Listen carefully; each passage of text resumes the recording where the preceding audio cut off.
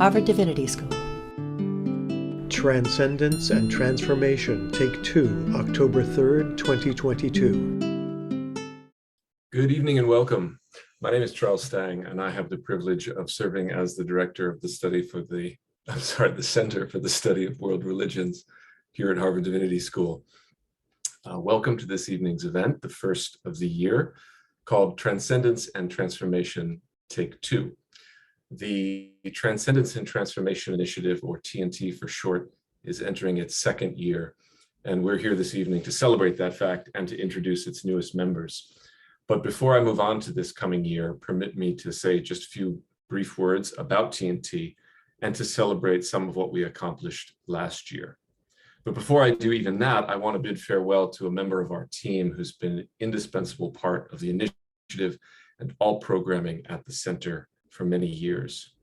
Ariella Ruth Goldberg, our events coordinator, has moved on from the center and is taking on a new and exciting position at Harvard's School of Design. So on behalf of the whole CSWR community and the audiences that have enjoyed our public programming, whether online or in person, I want to thank Ariella Ruth for all her work with us at the center and wish her well in her new position. So back to TNT. This initiative in its second year is devoted to the study of religious and spiritual traditions and practices, ancient and modern, global in reach, that aim for the transcendence of our normal states of being, consciousness, and embodiment, and the transformation of individual, community, and society. TNT affirms the existence of the sacred, different levels of reality, seen and unseen, and different modes of access to them. It investigates what might be called metaphysics and mysticism, by which we mean the traditions across time, people, and place that have cultivated practices of transcendence and transformation and have articulated worldviews to make sense of those practices. Now, as to TNT's accomplishments last year, briefly, we launched 2 new speaker series and continued a third. We launched Gnoseologies, led by my colleague Shravana Varma, a series which explored ways of knowing that are often labeled non-rational. I'm very happy to report that Shravana is continuing that series this year. Her next event will be on Wednesday, October 19th from 1 to 2 p.m., a conversation with Marcelit Fayea.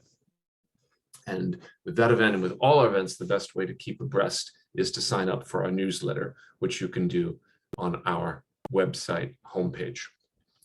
We launched another series last year on the divine feminine and its discontents, led by 2 of our postdoctoral fellows, Mimi Winnick and Hadi Fakouri. That very successful series came to an end last April, and Hadi and Mimi have returned to Virginia and Beirut, respectively. And I'm pleased to report that we're continuing our very popular series on psychedelics and the future of religion. But due to staff shortages here at the center and Ariella Ruth's departure, we're going to delay the start of that series until the spring semester.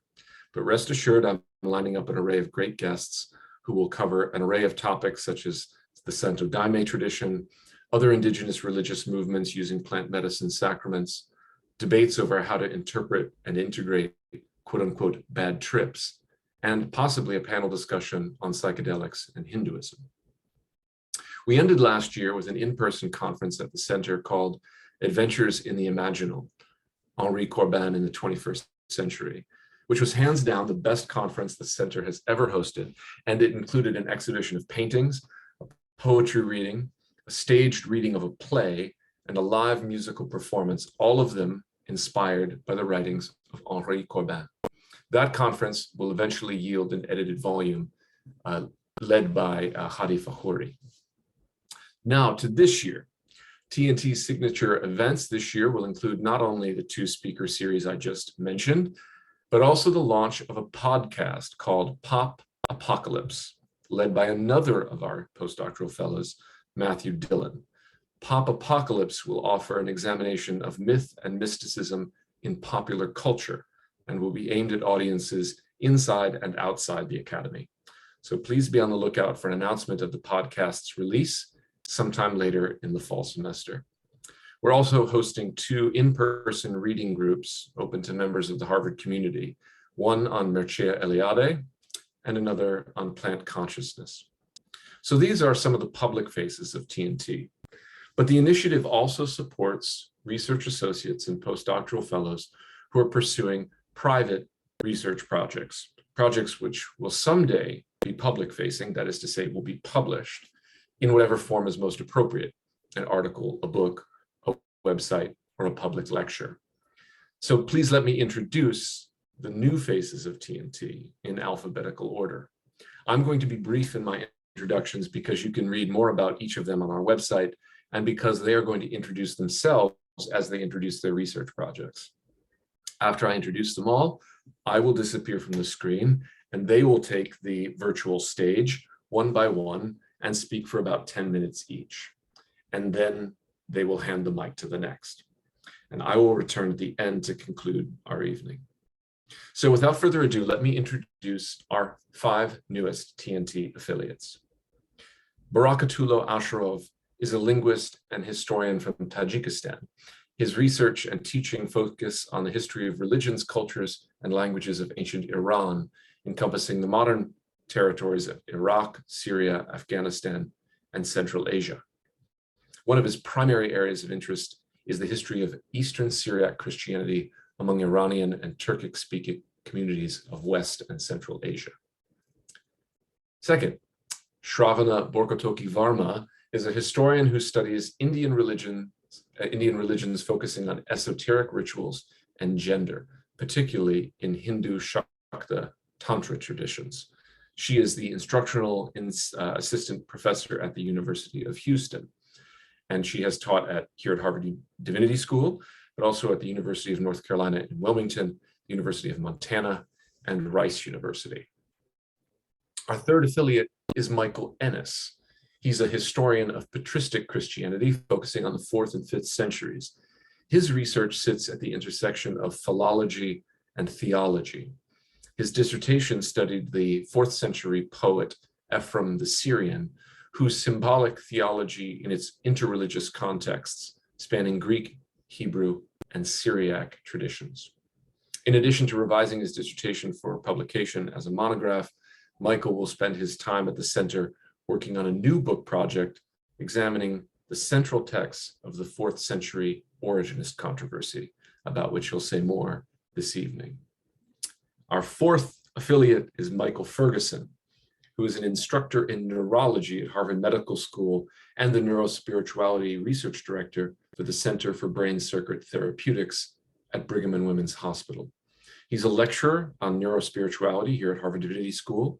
He instructs a cognitive neuroscience of meditation course at the college, and he leads graduate-directed readings in mysticism and neuroscience. And finally, our fifth affiliate is Shiraz Hajiani, a scholar of religion and history with over a decade of experience in teaching and advising undergraduates, graduates, and lifelong learners, including at the University of Chicago and here at Harvard. He specializes in Islamic history and thought, Shiism, Ismaili studies, and has regional experience in the study of the Middle East, North Africa, Central and South Asia. So without further ado, I welcome our 5 affiliates, first of whom is Barakatulo. Barakatulo, take the stage.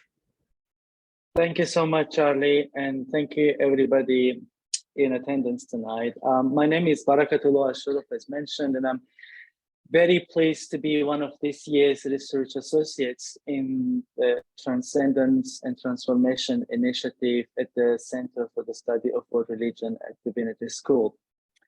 I came to Harvard Divinity School last year as part-time lecturer on Eastern Christianity. And I'm immensely happy that I found this opportunity that I can continue this year in the new capacity with TNT. I began my academic training as an Oriental Studies student in my home country in the Republic of Tajikistan. My studies were focused on South Asia, and I graduated with as a specialist in Hindi and Urdu. After that, I attended another 3 more different graduate programs in India, the Russian Federation, and Ukraine. And my studies all involved studying the languages and religions of ancient Near East and Eurasia, eventually leading me to my doctoral program at School of Oriental and African Studies, University of London, where I earned my PhD in study of religions. My dissertation, my PhD dissertation was in a disciplinary study of Syria Christianity among the Iranian-speaking people of Central Asia, looking at the history of transfer and transmission of the Syriac-speaking Christianity from Iranian plateau to Central Asia, specifically people called Sogdians. However, my research goes beyond the study of Syriac Christianity, and it covers the study of other ancient and contemporary religiosities of both West and Central Asia. This year, particularly at TNT, I am working on a project on contemporary healing practices in Central Asia, focusing on the Tajik people. The theme of my research is part of globally attested and researched phenomenon known today, shamanism, quote and unquote. Now, the theme of shamanism, or the academic interest in shamanism, is a global phenomenon which Andrei Znamensky called it shamanism going global. And according to his publications, he marks that this becoming the notion or the study of shamanism becoming global is marked by the publication of the English edition of Mircea Eliad's The Shamanism, Archaic Techniques of Ecstasy. However, the history of research in shamanism shows that the earliest records on shamanic practices in North Asia, as well as parts of Central Asia, were already known as early as 1773, 1778. Now, over 250 years of research have hardly exhausted the topic, especially when we try to localize or try to study a specific aspect of this phenomenon. And my research specifically tries to fill in this lacuna by bringing in researching on the so-called shamanic practices that are current among the Tajik people. Many aspects of the healing practices and persona of the healer have been recorded and interpreted by Russian scholars, and to a lesser extent by the local scholars. But these studies are not all available in English and are often short article-sized publication in obscure and inaccessible journals. In my research this year, I hope to bring together these important but largely inaccessible studies and provide a comprehensive examination of such practices in the wider context of Central Asian religious life, where traces of much older religious traditions such as Zoroastrianism are still visible, along with the tradition and practices often labeled, for better or worse, as totemism and animism. Moreover, all of these practices, as we know, have also been long embedded and reinterpreted by Muslim religious practice, often under the influence of Sufi tradition. My research focuses on this localized indigenous healing practices that often in a European or in English-speaking research are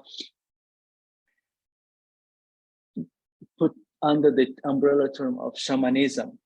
However, in my research, I try to avoid using the word shamanism as much as possible, given that these practices have its own local name. And specifically in my research, I will be using the word tabib, which comes from the Arabic word for physician. And I also will be discussing the relationship of this word in contested and against the controversial title of shaman.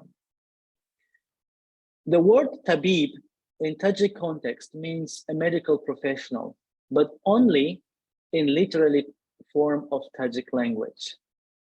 In spoken Tajik language, the medical professionals are called dukhtur. There are yet another term in Tajiki, tabibi khalqi or mardumi, which means a folk tabib.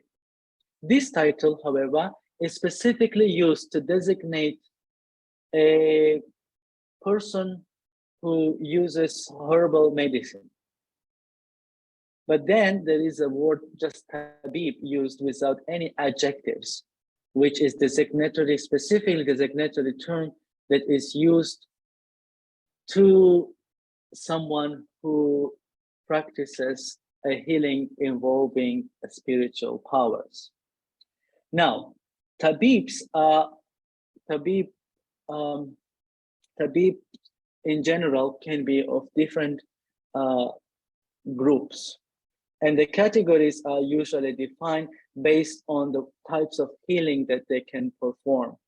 For example, there is a tabib who would conduct parikhoni, a ritual which is aimed for taming or enchanting a lesser demonic possession. But then there is a tabib whose craft is performing jinn buroron, which is exorcism of evil spirits, or to expel the jinns.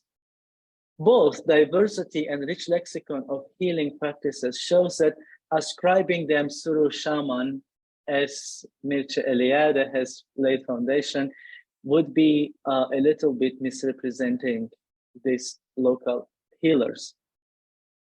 It is true that in contemporary Kazakh society, as well as Russian Federation, under the movement of neo-shamanism, many local indigenous healers came to be self-identifying themselves as shamans.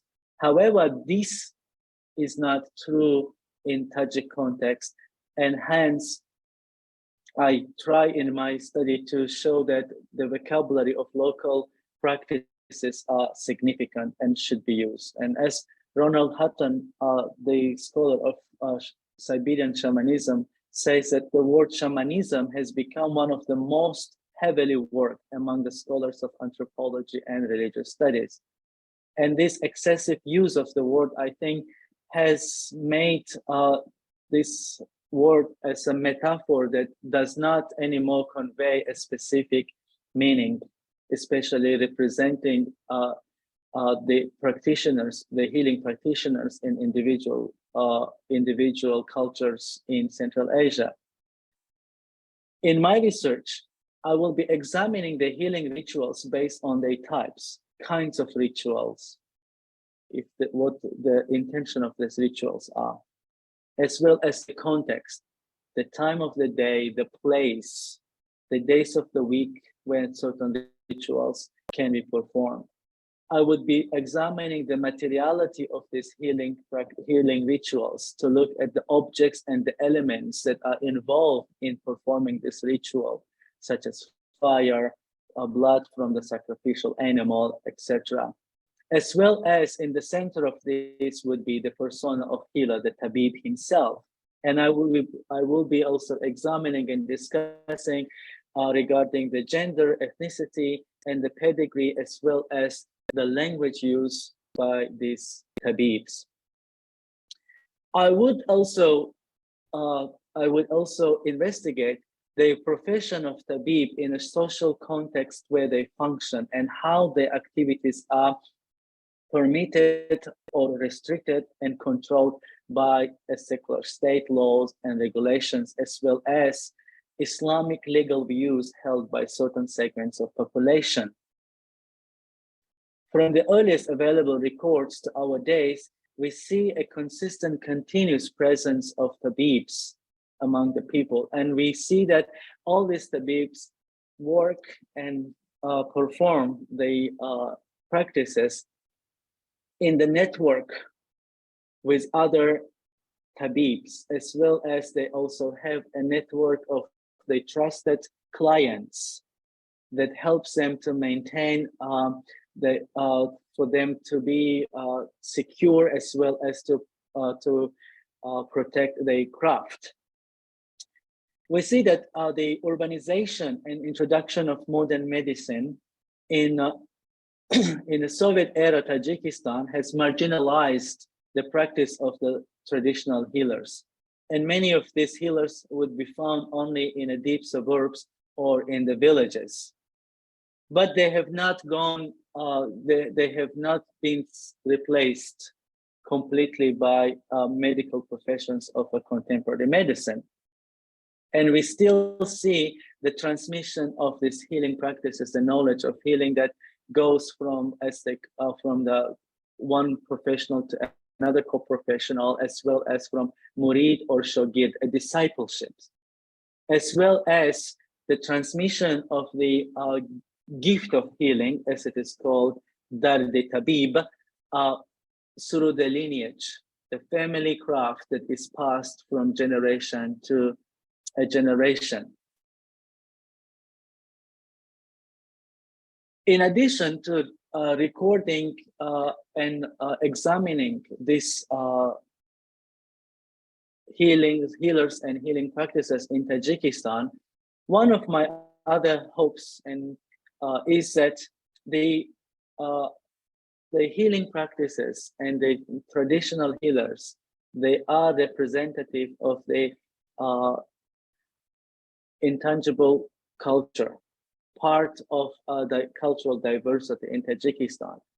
And since 2015, the Republic of Tajikistan criminalized the practice of traditional medicine, including practicing of the traditional healing rituals. And I believe that my research will contribute into documenting many of these endangered and now in the verge of vanishing local practices and knowledges about the healing practices in Tajikistan that could be lost in the near future.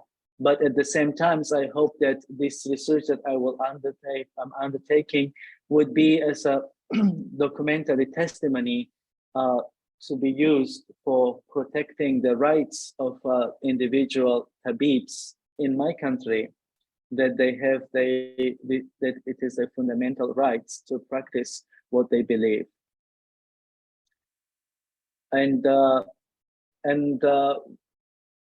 I will now pass the mic to my colleague to take the stage. Thank you. Thank you, Barakat. Thank you, Charlie, for this wonderful opportunity and the platform. And thank you to everyone who has joined us here right now, and to the ones that would be watching us at a later time. My name is Shravana Varma, and I've been with Harvard Divinity School. This is my third year. First, I started as a lecturer in the Hindu traditions, and now I am part of this wonderful initiative. Formally, I've been informally, associated with this initiative for a long time. I'm going to share my screen because I do have a PowerPoint presentation that I would like to use today. So the title of my presentation is Embodied Contemplative Pedagogy. I am doing this project with a dear friend and colleague, Sarabin Levy-Brightman. Sarabin is currently the Education Fellow for the Program in Religion and Public Life. So this is a joint project, and we've just kind of started it. We are in the first month, and we are super excited, and I will tell you why we are so excited about this project. So what we realize, and Charlie mentioned briefly in his introduction, I have taught in a few universities over the years, and one of the growing demands that come from students in divinity schools and religion departments across the country is to have courses in the catalog that actively integrate embodied contemplative practices. Now, these come up in my course evaluations, these come up in student meetings, over coffee, or even if they have come to ask a question or discuss their papers. Now, you may wonder why, like, what am I teaching that is leading to these questions? So I identify myself as a scholar, practitioner, and a guide. I'm an initiate of Hindu Shakta Tantra, which is Hindu goddess tradition, Hindu goddess esoteric tradition, which kind of gets categorized as Tantra. And within this larger space, I specialize in bodies.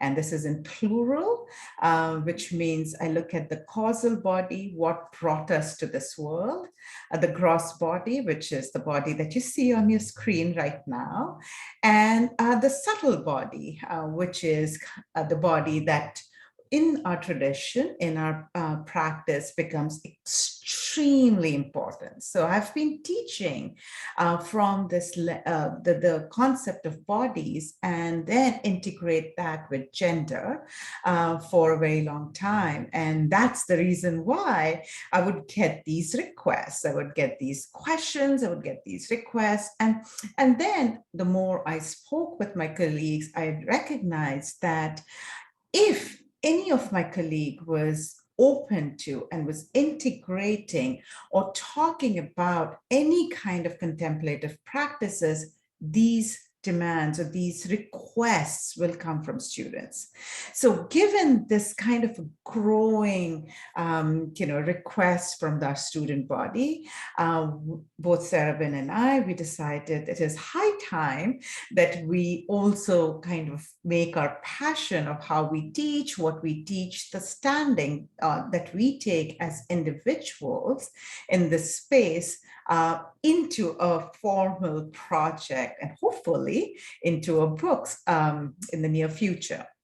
So the objective of the project that we're doing together is to study, evaluate, and make recommendations on the relevance of thinking about and designing pedagogy that centers around embodiment. So what does it mean? What will it take? What are some of the risks that we are playing with? What kind of support do we need? So it's kind of a really big project, and I would love to share a few, the first few steps that we've taken so far in the first 6 weeks that we've been in session. But before I even do that, the question is, what is this based on? So in fall of 2021, I taught a course at Harvard Divinity School titled Arousing Cosmic Energy in the Subtle Body, the Scholar Practitioner Model. There were 33 students, and 33 students were taking this course for credit. There were students who were auditing the course, or students that were taking the course for a pass and fail grade. So I'm not adding them to this list of 33. When I do that, that comes to 42 or 44 students. So this was in the fall of 2021, and we had only master's and PhD students that were taking this course. This was a course where we met twice a week on Tuesdays and Thursdays. Tuesday was a traditional classroom format, which meant we had pre-assigned readings. So we would read, we would meet in a seminar style, and we would have, deep discussions and questions and just conversations around the topic. So that was Tuesday, and we met in a classroom. So it was this in a table and chair. Yes, we didn't sit in rows, but we kind of built a circular classroom with tables and so forth. But it was very traditional. I would come in, I would give a lecture for about 20 minutes on the content, and then we will get into conversations. Thursdays, Harvard Divinity School was wonderful, and I'm so grateful that they allowed me and gave me the beautiful chapel in Divinity School inside of Schwartz Hall to teach my course in a traditional format. And so On Thursdays, all the chairs were removed from the chapel. You would sit on the floor. There were no electronics allowed inside the chapel. Ideally, we would be in comfortable clothes because we're sitting on the floor. I would advise people not to wear even socks because we believe the subtle energies flow a certain way. And based on what we were reading and how this course was progressing, we were doing meditative practices. These were curated by me very, very carefully from the tradition that I come from, which is the Hindu goddess Tantra tradition. And we would integrate that in not a very formal religious setting, because the idea was for students to kind of engage in a practice outside of religion and build it to their own experience. If they had a religious practice, how does that translate into your own religious practice? If you have a spiritual practice, what does that look like? And if you have neither, how would you integrate that? The other part of this course was they were supposed to have submit a journal entry every single day. And they did miss a few times, so I'm taking minimum of 5 days, but they did it for 7 days. Most of them entered for 7 days, even if it meant saying, I did not practice today, or saying, I did not want to practice today, or saying, I forgot about practice today. Did not matter what they said. They had to go in and they had to write. And finally, this course, I said, I will not grade. It was self-graded, which meant they would grade themselves, but they have to come and tell me why they gave themselves the grade that they gave themselves. And if there was a big disparity, we would talk about it and we would discuss and so forth. What is fascinating, absolutely fascinating, is that we find in about 3 to 4 weeks, but by the time we come to about 4.5 weeks, there is an explosion of the types of journal entries that start coming through. Students move away from traditional typing of, the entries to voice recordings. Art, they started expressing it with art, video recordings, music, sound, and so forth. So something was happening. Something started to shift for this group of 33 students who were taking the course for credit, where for some reasons, and now we are kind of going through those reasons as to why it could be, and that's why this project is so exciting, is words like we understand, the way we speak, the way we communicate stopped working for them. It was not enough. It just did not emote what they needed to emote. And so they moved to these wide range of expressions in their entry formats, which, by the way, I had allowed, and I had always said, if you wish to, I would be more than happy. And they took it. And that was fascinating. So as we are now going through the 2,000 plus data entries that we have in front of us, and it's taking us a long time because Sarabin and I, there are times we just kind of read maybe 2 sentences and our minds are just absolutely blown. We're like, what? We can't even believe it, because what we are seeing is the use of aesthetic language. As I said, something transpired for these students, and where they were seeking for a richer and deeper vocabulary. So words like vastness and expansiveness, witnessing gravity in a different way, or feeling sounds, no longer hearing sounds. So how do you start expressing feeling sounds?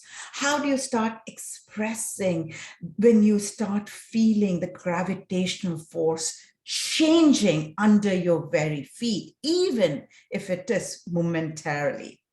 So in this project, the first cut objective we have is if and what patterns emerge in meditative experiences. Second, what terms are being used to describe the experiences? And this is where it's just beautiful, because we are realizing that we have to expand it. We cannot just say terms anymore. So we will have to even analyze colors. Is there patterns in colors they're using?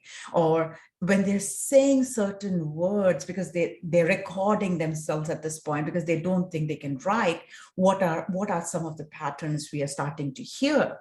And what is the process of meaning making? I think this becomes extremely important, because Charlie touched upon this in the context of this of the psychedelics, and what happens when we're taking some of these plant medicines and experiencing the world in very multi-dimensional ways.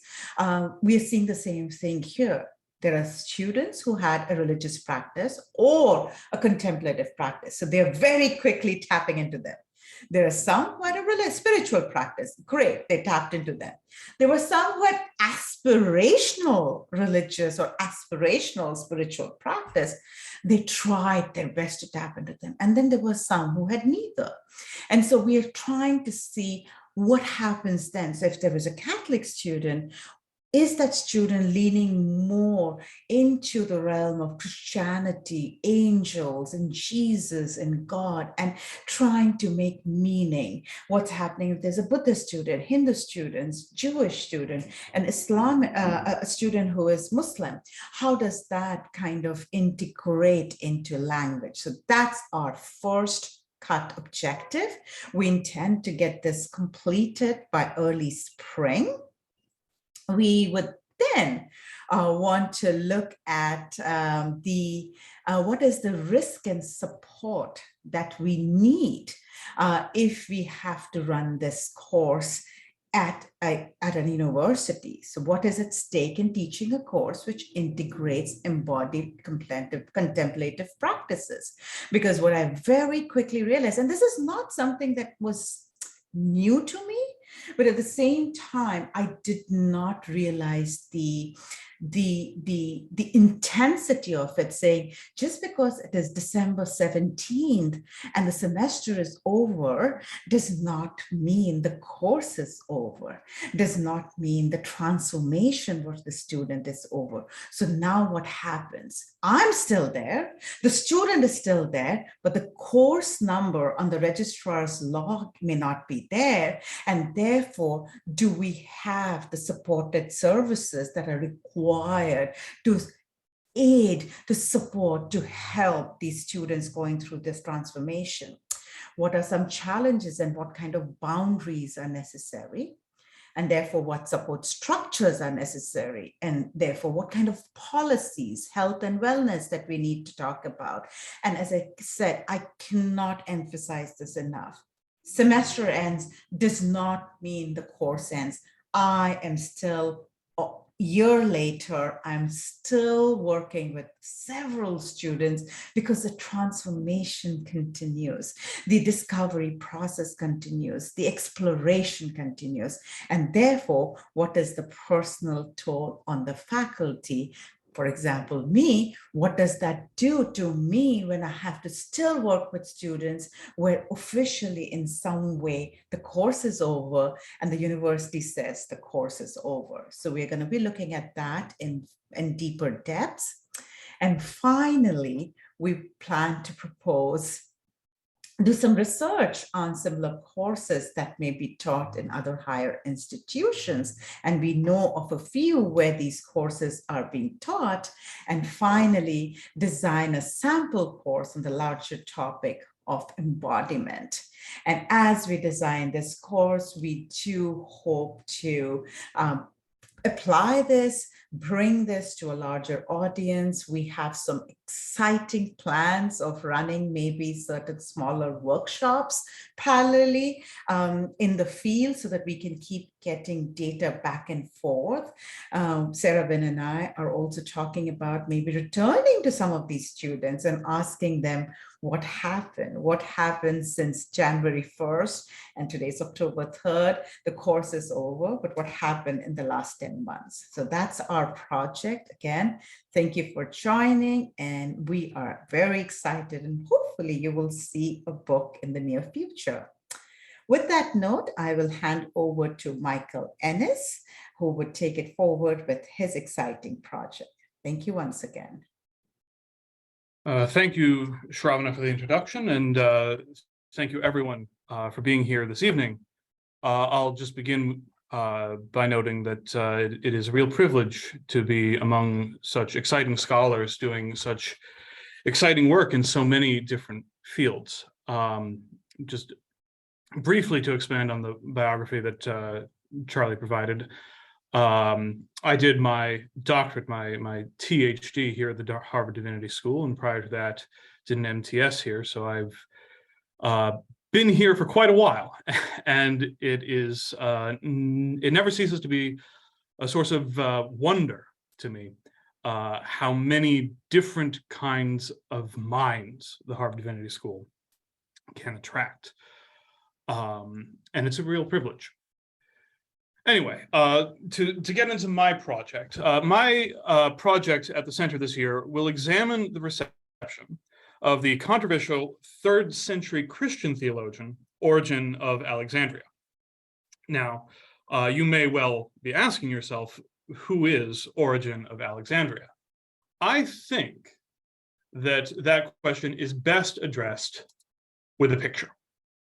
And I'll give you just a moment to look at it and note what you see. If you look at the left hand of your screen, and you've got good eyesight and you aced your early Christianity exam back in school, you will see many of the most famous names in Greek Christian theology in the first millennium.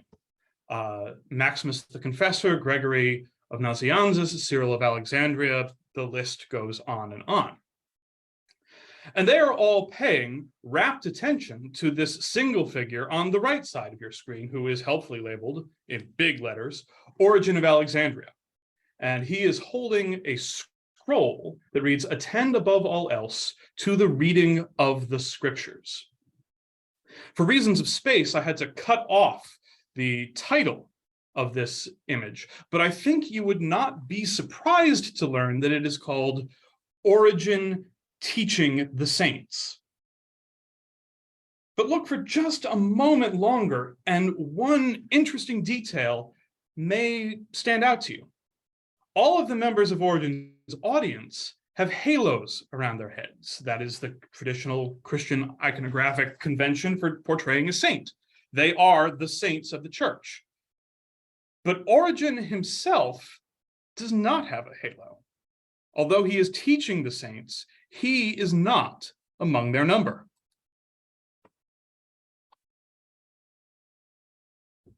My project is an examination of the history of this paradox. It's a complicated story that spans several centuries and some of the great names of the early Christian church. Origen is most famous as a teacher of biblical interpretation. Remember the scroll, "Attend above all else to the reading of the scriptures."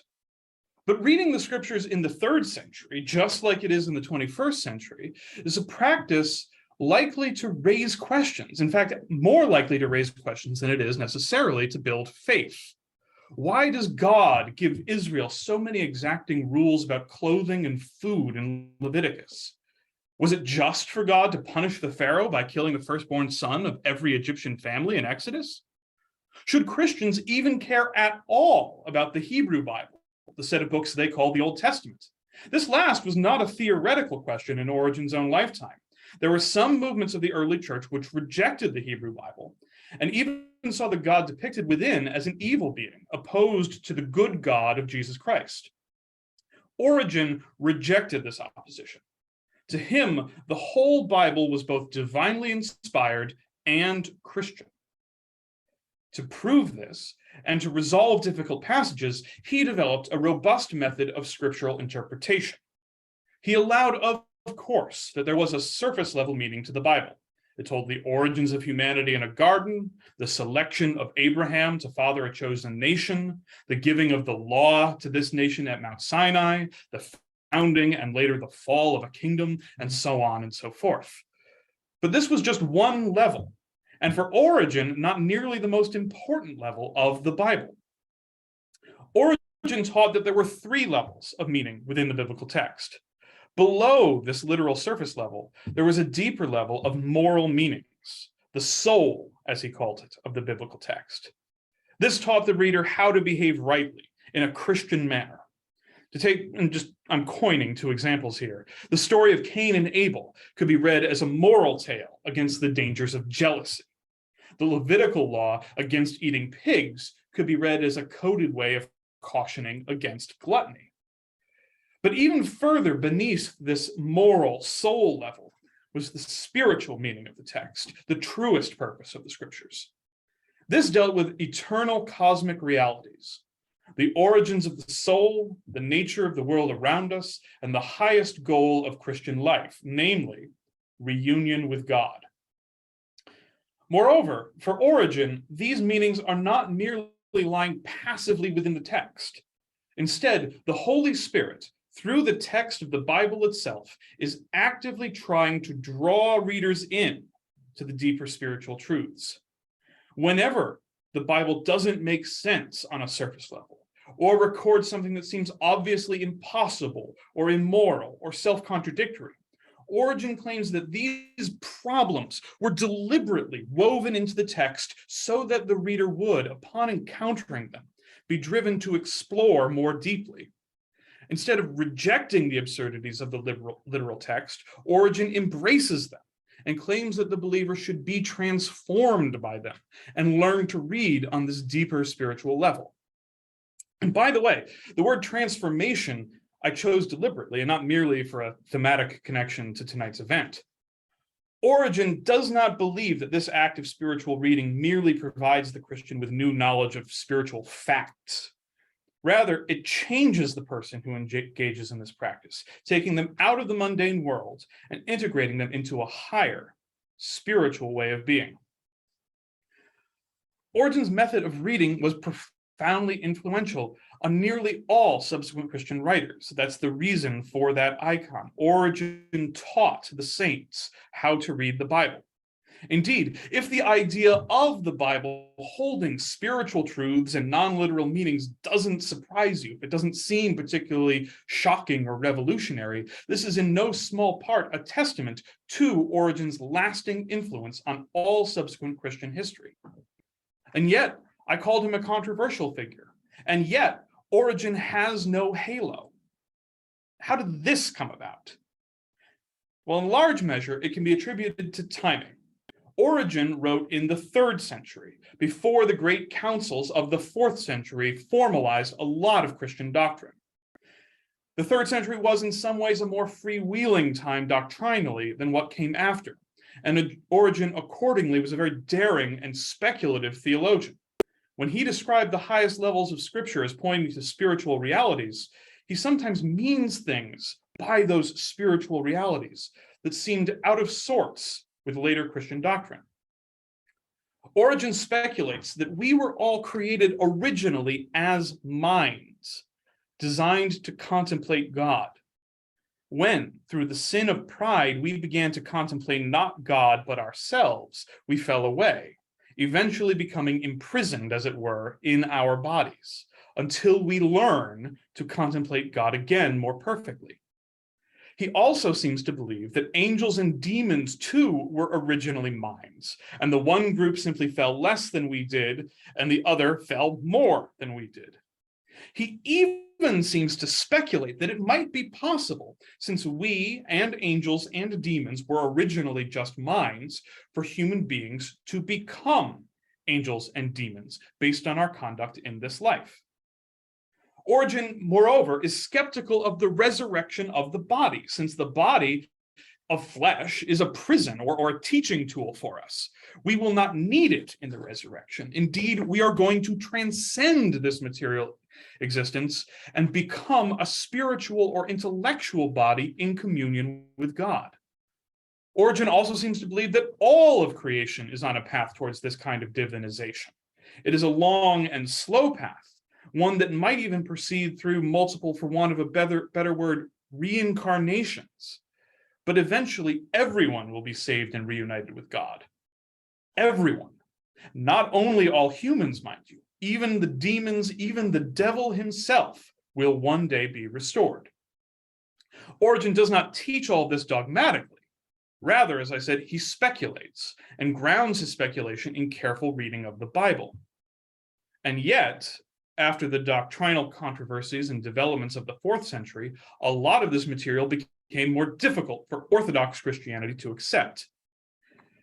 Things came to a head at the end of the 4th century in the so-called First Origenist controversy, and that is the subject of my project.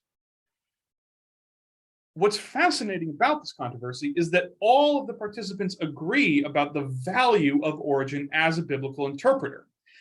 None of them want to jettison him altogether, and yet it becomes a very heated argument between two parties about what else to take from Origen.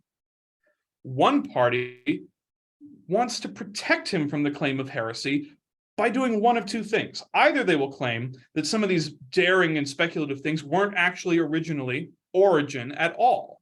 They were interpolated later by heretics to discredit him. Others, meanwhile, seem to want to maintain some of that speculative energy even after the doctrinal controversies have settled. They don't want to get rid of that more freewheeling style because they see it as central to the practice of spiritual interpretation. On the other hand, you have a separate party, and this one led by the famous Saint Jerome, the translator of the Bible from Hebrew into Latin, who, although he is perfectly willing to maintain that Origen is a great teacher when it comes to how to interpret the Bible, wants to jettison all of this more controversial speculative material. In the end, Jerome's party largely won the day, and their negative assessment of Origen's teaching informed Origen's reception down to modernity and accounts for his lack of saintly status. My project this year is a study of this late 4th century controversy. It's a fascinating and exciting project in itself, purely as history. Indeed, there are elements of a detective story to it, because much of what we know about Origen's teaching is mediated to us not by his own Greek words, but by Latin translations that were made by competing parties in the 4th century controversy. So if, like me, you're a bit of a nerd for Greek and Latin, there's a lot of material to sink your teeth into here, just on that philological level. Teasing out the biases and differences of method that went into these translations is exciting and might reshape something of what we understand about the state of Christianity at the end of the 4th century. But the controversy also raises interesting questions for religious groups today. How should contemporary authority shape our assessment of prior authorities and our own textual history? How should we go about the practice of historical retrieval of earlier thinkers?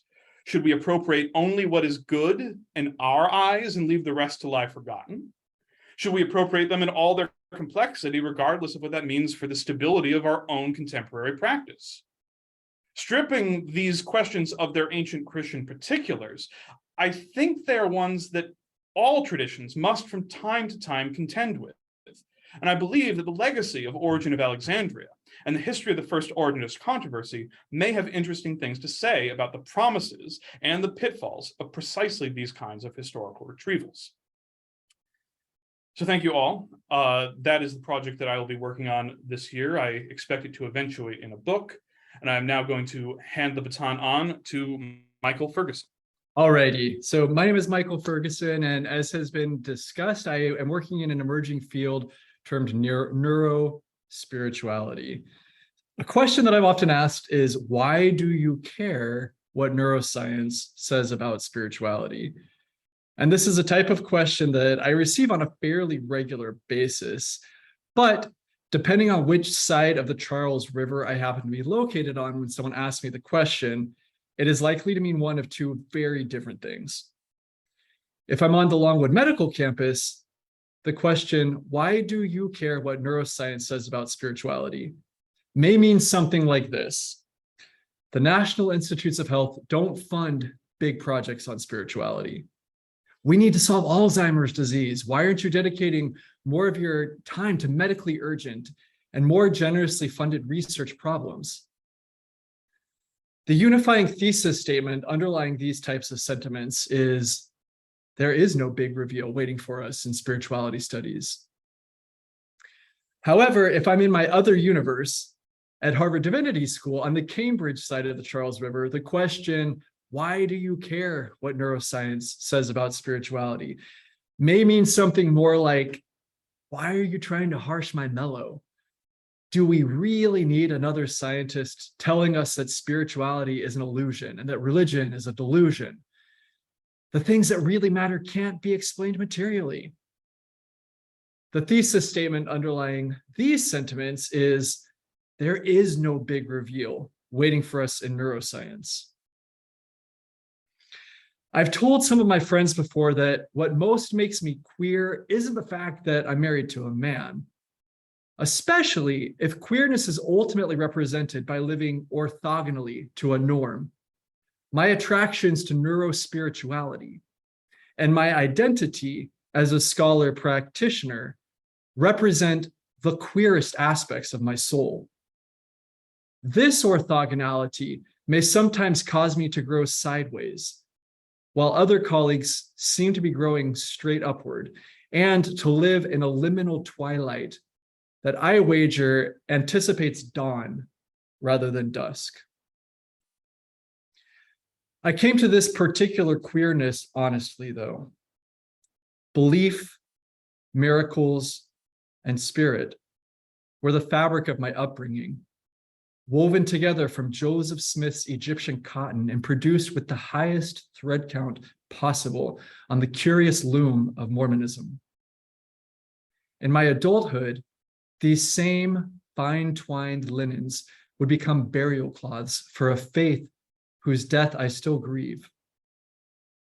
And yet, in the similitude of a great Christian paradox, the belly of death became a womb. Today, at this point in my life, right here and right now in front of your eyes, I am chasing a spirit that is chasing me. I don't expect all of my colleagues, friends, or family to completely understand an interior resurrection that I myself don't fully comprehend. But the spirit is vital and the chase irresistible to me. As a graduate student in bioengineering at the University of Utah, I had the unique opportunity to use functional magnetic resonance imaging technology, or fMRI, to look inside the brains of believing Latter-day Saints when they were reading scripture and praying.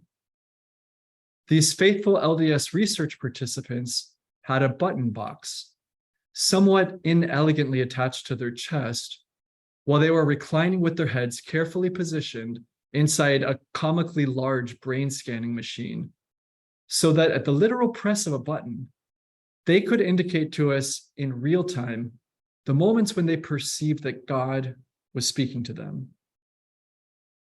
I go more deeply into the description and some interpretation of these findings in my TEDx talk titled, "This is Your Brain on God," which you can readily find on YouTube using the search string, "This is Your Brain on God."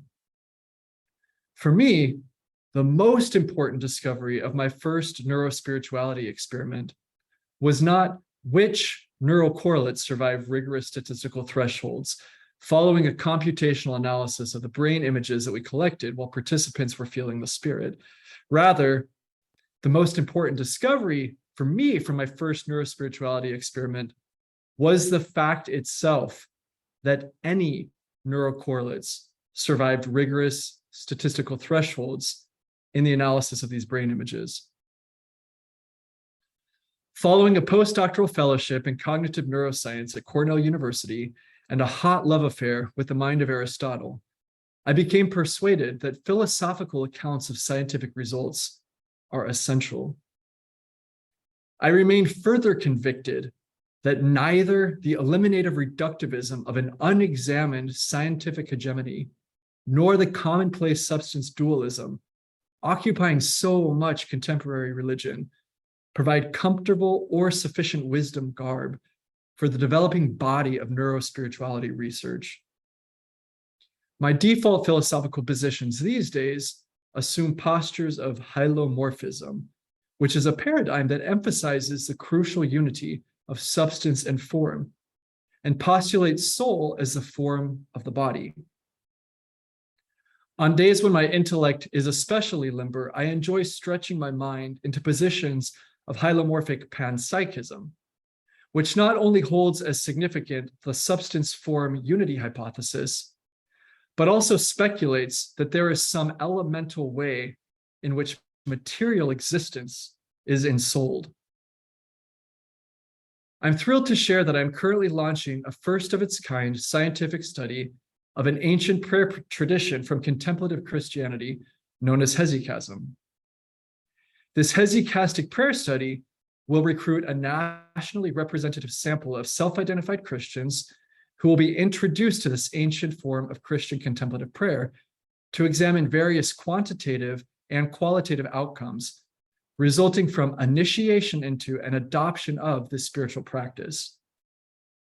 My hope is that this will be the start of not just a one-off individual research project, but rather what will eventually become an entire research program dedicated to scientifically exploring the contour and substance of world contemplative traditions. Lastly, I'll at least nod to the early and tender shoots growing from the neurospirituality seeds that have been planted in the foreign soils of theology and history, and which I'm grateful to tend, fertilize, and water with the help of kind colleagues for whom theology and history are native countries of their mind.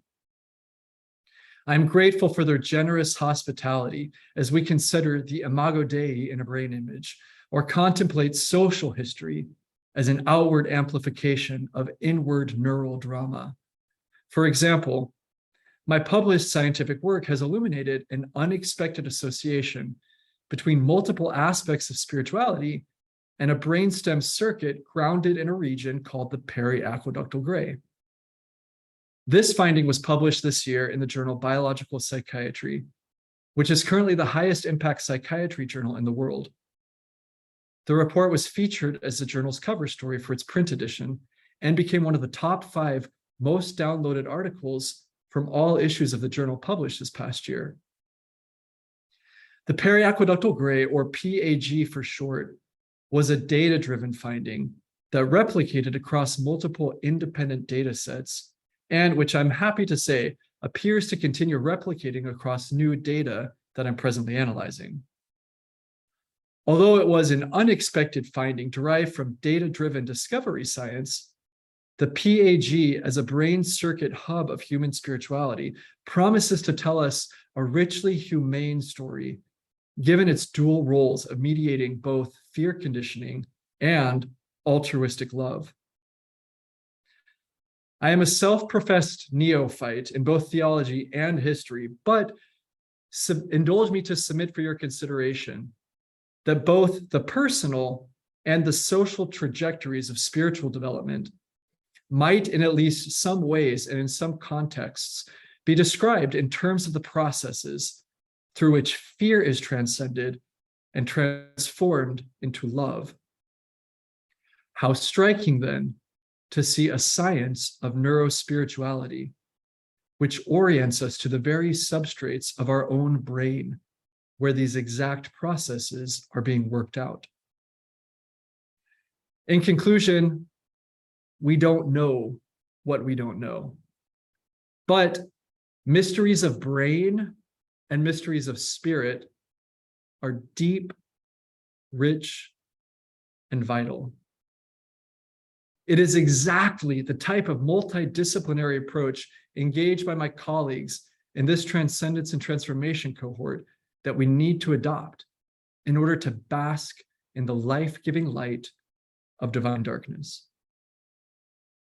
Thank you all so much for being here for this opportunity. And with that, I will pass it on to my final colleague here for concluding our session together. Thank you, Michael. Good evening. And as the last person to go, it feels almost like the warm-up bands are done. But in reality, having heard what we have heard, this is clearly me playing out while the credits are rolling. So here we go. And given that this is a virtual room, I'm imagining that all of you are smirking right now at that, and some of you are laughing as well. So let me get into what I'm talking about, what I'm researching. So I study the Nizari Ismaili polity, which is a Shia community, and particularly in Iran between 1090 and 1256. And my research at CSWR and in the TNT project is to examine the Great Resurrection, something that I have worked on in my dissertation. And this is a fantastic opportunity to work with some great colleagues and learn from them and advance my own research. And inshallah, there will be a book in the near future. So the Qiyamat-e-Buzurg, the Great Resurrection, or the Qiyamat al-Qiyamat, the resurrection of resurrections. What is it? It's a complex set of eschatological doctrines that were developed by the Ismailis over centuries, and I'll talk about when and how. And it is also an event that takes place on the 17th of Ramadan, Ramadan being the month of fasting, and this equates to the 15th of August, 1164. And my project is basically to look at what are the elements of transcendence, and how does transformation manifest at the individual level, at the communal level, and what are the continuing repercussions, if you will, or remnants of this. So if there is time, perhaps I will also try and weave in a brief introduction to the Nizari Ismailis into this short presentation. So what are the perspectives that I'm taking? Let me start off with that. And the reason why I'm doing this is I was teaching this earlier today. I had 2 hours to cover this topic. And about when I was getting right into the deep end, a fire alarm went off. So I'm switching gears and presenting the key points first, just in case the fire alarm goes off again. So what is my perspective? Looking at this event that took place in August of 1164, most of the scholars, and there are about 4 scholars, and Henri Corbin, who was mentioned earlier, is one of them, who have studied this event. And what they do is they compact the notions of theology, of eschatology into this one event. And what I do is I turn the cone sideways and I slice it in time frames. So my approach is to unravel the compounded layers of theology, cosmology, and soteriology. And I want to map this discourse between the Zuhurists and the Satrists, and I'll explain who they are in just a moment.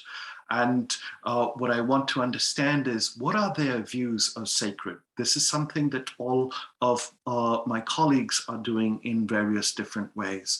And this is something that I want to focus on as well. And I want to place the Ismaili Nizari Shia messianic eschatological thinking into the wider framework of human notions of cosmology and soteriology. So this is kind of my schematization of how the Ismailis develop, and this is something that can be applied to other religious traditions as well, how the Ismailis view, have a worldview and develop it. So the dotted line is a division between the spiritual realm and the material world. Material world we know, but the understanding of monotheistic traditions, at least, is that there is the creator. And from that creator emerges this multiplicity that exists in the universe in our world. So the cosmology of the Ismailis is informed and formulated at a time when Greek thought, Persian thought is being adopted and developed further in the Islamic context in the 8th century. And there is a weaving together of notions of Neoplatonic thought, some Aristotelian thought, along with, and it's being synthesized and reconciled with their notions of history as well as revelation in particular of the Quran, but also the Judeo-Christian texts, and there's an influence of Zoroastrian thought as well because of the context of where this is happening. This is happening in Iran and Central Asia. So this cosmology has a notion of a drama in heaven, that God is beyond all understanding, all contemplation. He's does not have any characteristics that we humans can contemplate.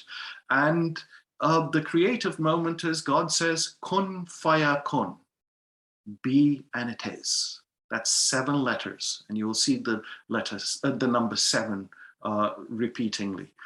And from there, the whole of the pleroma develops until the earthly creation takes place and the universe manifests as we know it.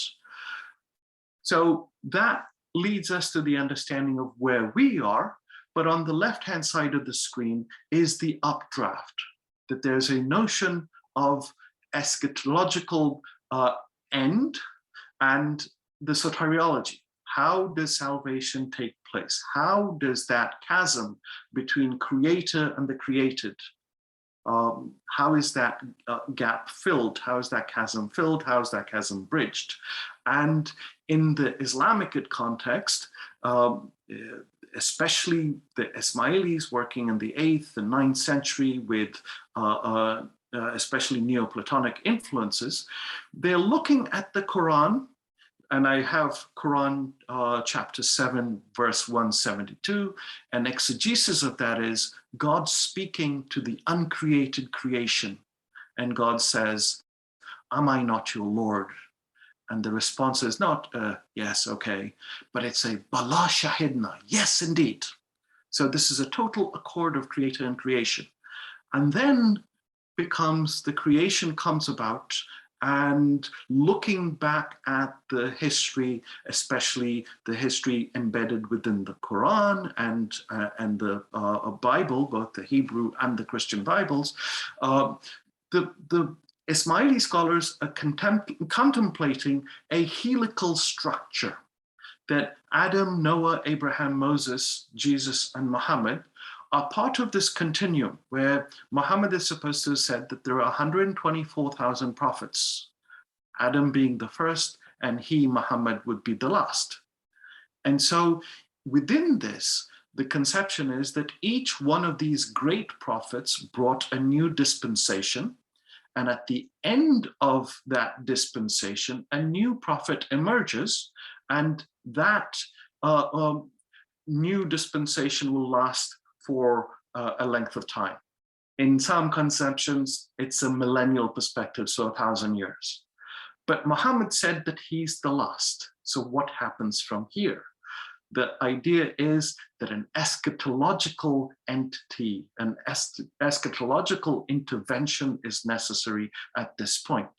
So the concept of the Mahdi, the rightly guided one, or the Qayyim, the one who brings about the resurrection, is something that entered into Islamic thought.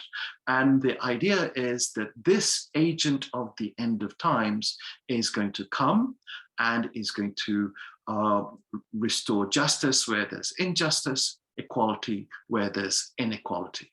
And so the Ismailis conceptualize these this helical structure of the past.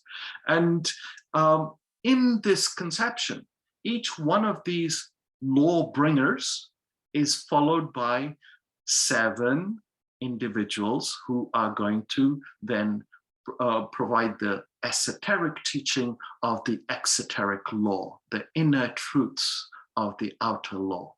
And these imams, imam means leader, these imams may be hidden, they may be concealed, or they may be manifest.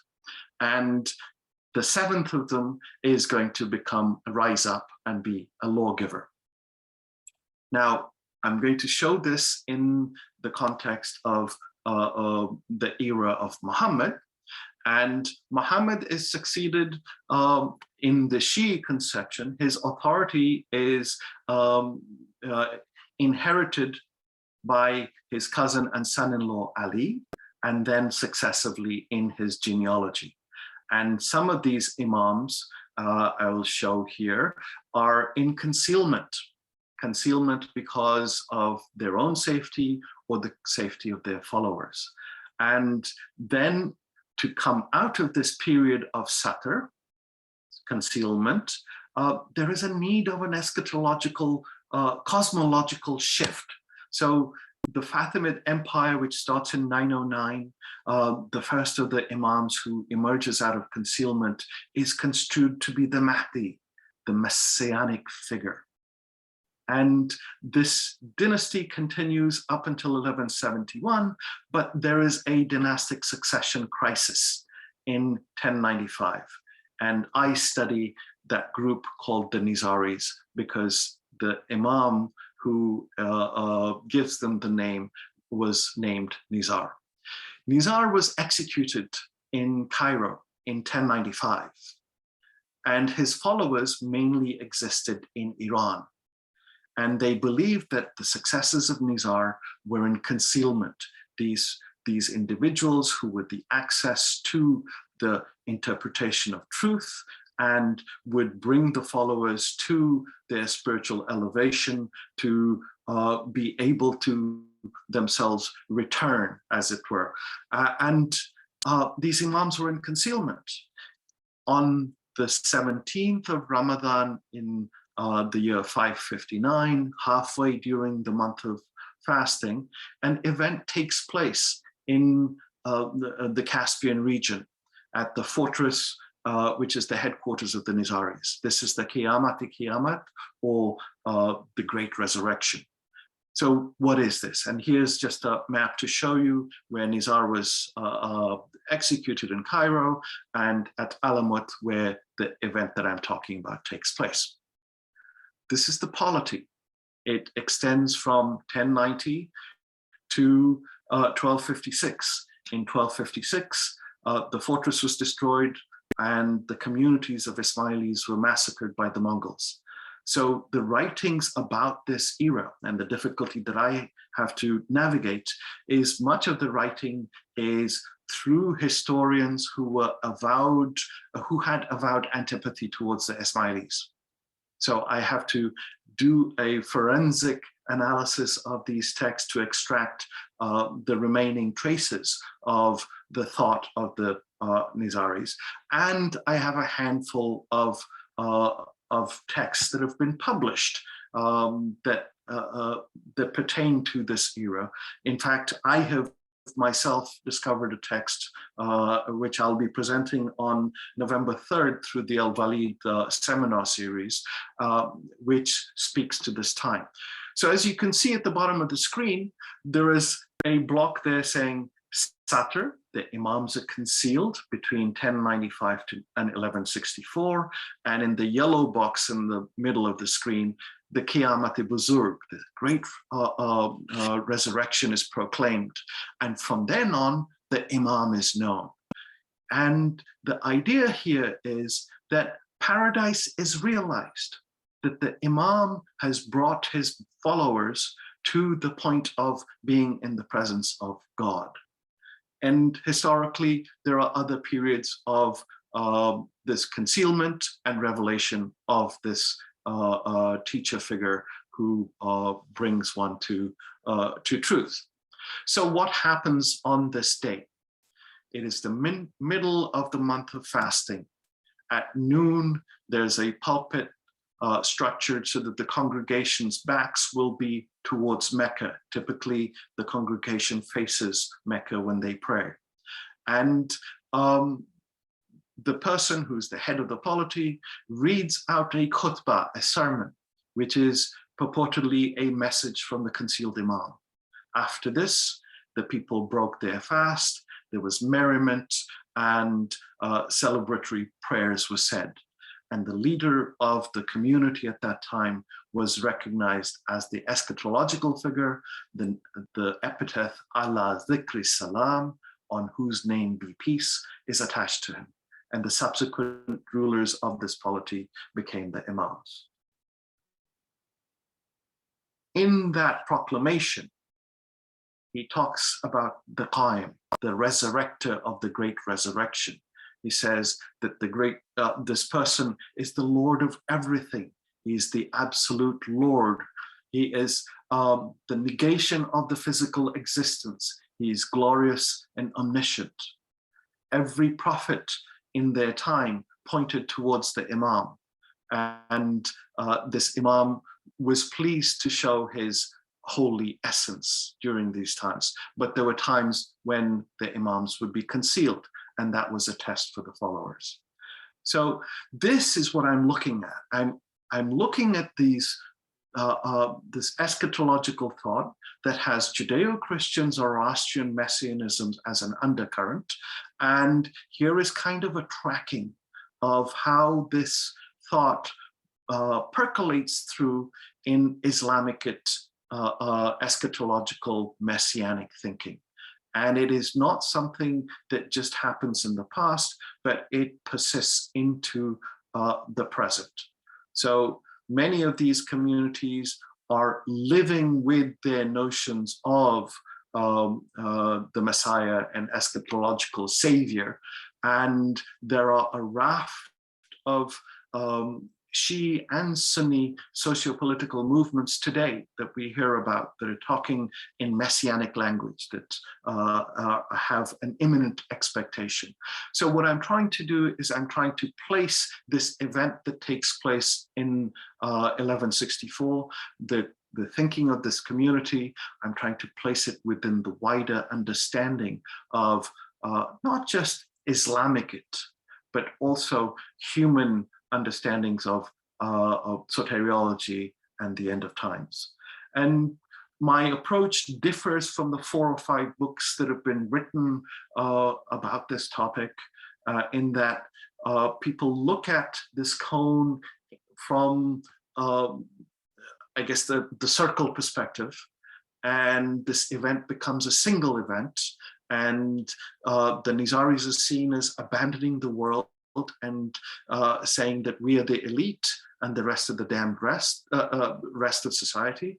And later on, there are fluctuations that when the period of Satra is re-invoked, that this becomes a temporary dissimulation. My approach is different. I look at it as a very complex process of theological development, and there are some internal discourses taking place. There are people who want the manifestation of this salvific figure, and yet there are others who hesitate. There's a lot of study of why there is this urge for the salvific figure to come, but not of the people who say, well, let's stay without. Let's stay in this moment where the Imam is not known. So I'm interested in studying that.